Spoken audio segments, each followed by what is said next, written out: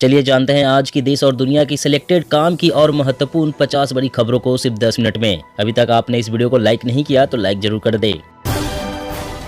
महंगाई को काबू करने के लिए सरकार ने उठाया बड़ा कदम, चीनी निर्यात पर रोक को 1 साल के लिए बढ़ाया। कर्नाटक में कांग्रेस ने भाजपा पर कसा तंज, कहा सीएम रिश्वतखोरी में शामिल होंगे तो राज्य की रक्षा कौन करेगा। गुजरात में केजरीवाल का बड़ा वादा, सरकार बनी तो हर घर को हर महीने देंगे 30,000 का फायदा। कोरोना के 2 नए वेरिएंट BQ.1 और XBB ने बढ़ाई दुनिया की चिंता। ब्रिटेन में फिर कोरोना से मचा हाहाकार, नवंबर तक आएगी लहर, भारत में भी कोविड का खतरा। सोशल मीडिया कंपनियों को मानना होगा भारत का कानून, तय समय में आपत्तिजनक पोस्ट को हटाना होगा, अधिसूचना जारी। धुंध और धुएं से बेदम हुई दिल्ली NCR की हवा, 450 के पार पहुंचा AQI, जल्द ही लागू हो सकता है ग्रैब का तीसरा लेवल। भारत जोड़ो यात्रा में शामिल हुई एक्ट्रेस पूनम कौर, राहुल के हाथों में हाथ डाले नजर आई। राजस्थान सरकार ने बिजली पर प्रति यूनिट 21 पैसे सरचार्ज बढ़ाया, 1,31,00,000 उपभोक्ताओं पर पड़ेगी मार। DBT से गरीबों को हो रहा फायदा, अब सीधे बिना किसी लीकेज के लाभार्थी के खाते में पहुंच रहा पैसा, वित्त मंत्री निर्मला सीतारमण। हिमाचल में सोशल मीडिया पर चुनावी वार, फेसबुक पर पोस्ट करने में कांग्रेस आगे, ट्विटर पर बीजेपी अव्वल, भाजपा ने बनाए 7,881 व्हाट्सएप ग्रुप। कोयम्बटूर ब्लास्ट, मंदिर को उड़ाने का था प्लान, जांच अधिकारियों ने मामले में किए बड़े खुलासे। सफर को सुरक्षित बनाने के लिए ट्रैक नेटवर्क की निगरानी बढ़ाएगा रेलवे, महीने भर तक चलेगा मेगा सेफ्टी अभियान। मनीष सिसोदिया ने बीजेपी पर लगाया बड़ा आरोप, कहा दिल्ली के विधायकों को खरीदने के लिए 1075 करोड़ तैयार। स्टाम्प पर लड़कियां बेचने के मामले में सीएम गहलोत बोले, यह बीजेपी सरकार की देन, हमने तो इसे उजागर किया। पिछले 4 महीनों के दौरान घरेलू उड़ानों में तकनीकी खामी की 10वीं घटना, उड्डयन मंत्रालय ने दिए जांच के आदेश। गुजरात में यूनिफॉर्म सिविल कोड, चुनाव से पहले बीजेपी का बड़ा दांव, कमेटी बनाने को मंजूरी। पुडुचेरी सरकार की बड़ी पहल, 24 घंटे खुली रहेगी दुकानें, महिलाओं के लिए विशेष सुरक्षा इंतजाम। अमित शाह का बंगाल दौरा टला, पूर्वी क्षेत्रीय परिषद की कोलकाता में होने वाली बैठक स्थगित। हिमाचल चुनाव 2022, टिकट नहीं मिलने से बागी उम्मीदवार, बीजेपी कांग्रेस की डुबो सकते हैं नैया। 200 यात्रियों को लेकर उड़ेगी डबल डेकर बस, मुंबई करो के लिए गडकरी का मेगा प्लान।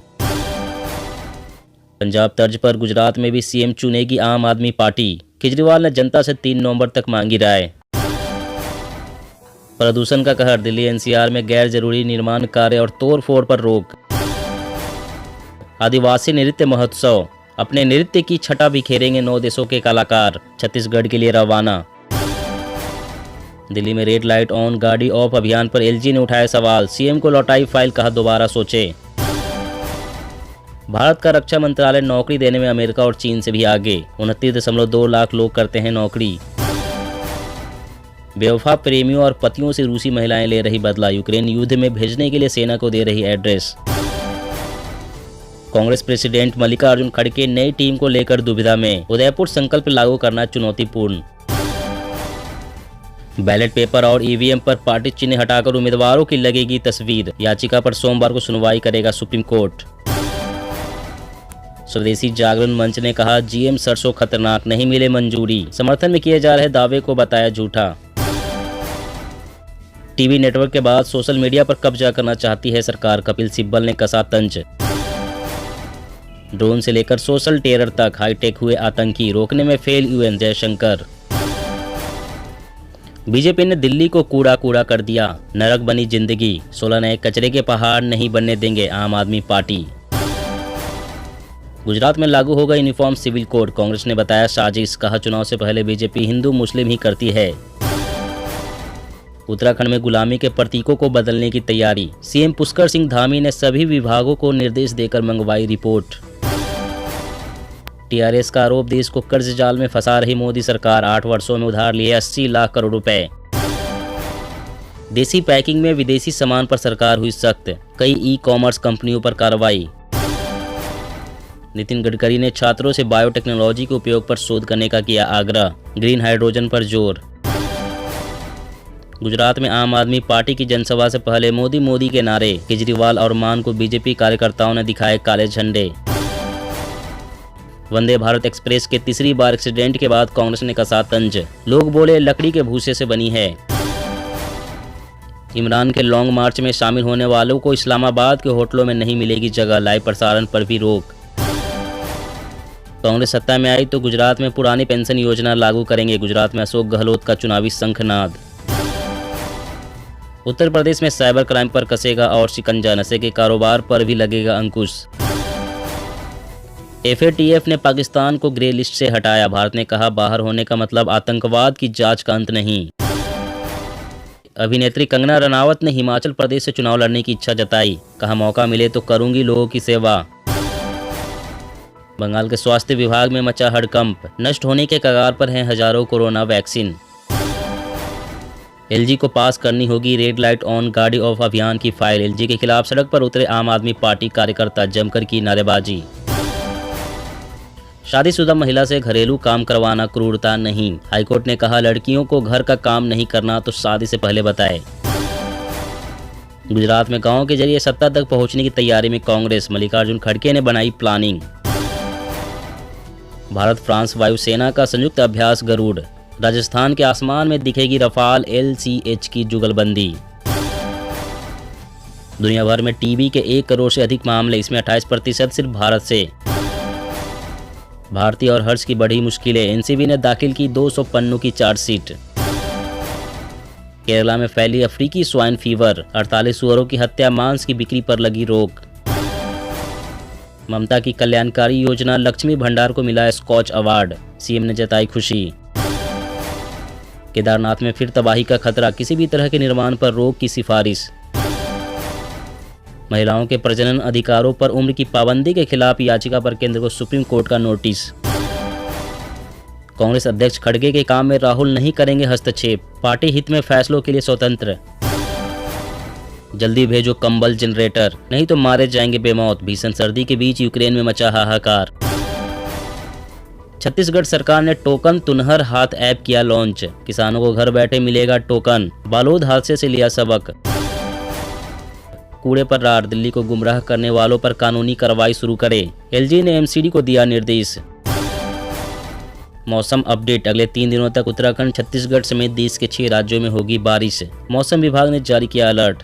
जी हाँ दोस्तों, और भी बड़ी काम की खबरें निकल कर आ रही है, इसलिए वीडियो को लास्ट तक जरूर देखिएगा। तो चलिए दोस्तों, आप जानते हैं महत्वपूर्ण खबरों को विस्तार से। इससे पहले आपसे एक छोटी सी रिक्वेस्ट है, अगर आपने अभी तक इस वीडियो को लाइक नहीं किया तो लाइक जरूर कर दे। महंगाई को काबू करने के लिए सरकार ने उठाया बड़ा कदम, चीनी निर्यात पर रोक को 1 साल के लिए बढ़ाया। जी हाँ, केंद्र सरकार की ओर से महंगाई को काबू में करने के लिए लगातार कदम उठाए जा रहे हैं। इसी दिशा में आज सरकार के द्वारा चीनी के निर्यात पर लगे बैन को अगले साल 31 अक्टूबर 2023 तक बढ़ाने का फैसला किया है। केंद्र सरकार ने यह निर्णय ऐसे समय में लिया जब दुनिया में खाद्य उत्पादों की कीमत बढ़ने के कारण महंगाई में तेजी से वृद्धि हो रही है। केंद्र सरकार ने महंगाई को कम करने के लिए कई कदम उठाए हैं। इससे पहले केंद्र सरकार ने गेहूं के निर्यात पर भी बैन लगा चुकी है। वहीं RBI भी महंगाई को काबू में लाने के लिए लगातार ब्याज दर बढ़ा रहा है। पिछले 5 महीनों में RBI की ओर से रेपो रेट को 1.90% बढ़ाया जा चुका है। Directorate general of foreign trade की ओर से जारी किए गए बयान में बताया गया है कि अगले आदेश तक चीनी के निर्यात पर रोक रहेगी। और अगली बड़ी खबर की बात करें तो राजस्थान सरकार ने बिजली पर प्रति यूनिट 21 पैसे सरचार्ज बढ़ाया। 1 करोड़ 31 लाख उपभोक्ताओं पर पड़ेगी मार। जी हां, राजस्थान के अशोक गहलोत सरकार विद्युत उपभोक्ताओं को तगड़ा झटका दिया है। प्रदेश में घरेलू बिजली महंगी कर दी है, प्रति यूनिट 21 पैसे का सरचार्ज बढ़ा दिया है। इस फैसले से प्रदेश के 1 करोड़ 31 लाख से ज्यादा उपभोक्ताओं की जेब पर भार पड़ेगा। हालांकि कृषि कनेक्शन वाले बिजली उपभोक्ताओं को यह अतिरिक्त सरचार्ज नहीं देना होगा। खबरों के अनुसार बिजली महंगी करने के पीछे राजस्थान ऊर्जा विभाग का तर्क है कि बिजली बनाने में काम आने वाले ईंधन महंगा हो गया है। टैक्स व सरचार्ज के रेट में बदलाव तथा रेल और माल भाड़े में बढ़ोतरी के कारण बिजली के दाम भी बढ़ाने पड़े हैं। बढ़ी हुई यह राशि 2 समान किस्तों में नवंबर और दिसंबर 2022 के बिजली बिलों के साथ देना होगा। और अगली बड़ी खबर की बात करें तो सोशल मीडिया कंपनियों को मानना होगा भारत का कानून, तय समय में आपत्तिजनक पोस्ट को हटाना होगा, अधिसूचना जारी। जी हां, फेसबुक, ट्विटर जैसे सोशल मीडिया पर सरकार और सख्ती बढ़ाने जा रही है और इस दिशा में आज अधिसूचना जारी की गई है। अधिसूचना की सबसे प्रमुख बात यह है कि इंटरमीडियरीज की तरफ से शिकायत निपटान से असंतुष्ट यूजर सरकार की तरफ से गठित शिकायत अपीलीय समिति में अपनी शिकायत को लेकर जा सकेंगे। अधिसूचना के मुताबिक अगले 90 दिनों में अपीलीय समिति का गठन कर दिया जाएगा। सोशल मीडिया के संशोधित आचार संहिता नियम के मुताबिक शिकायत अधिकारी को शिकायत प्राप्त होने के 24 घंटे के भीतर शिकायत की पावती देनी होगी।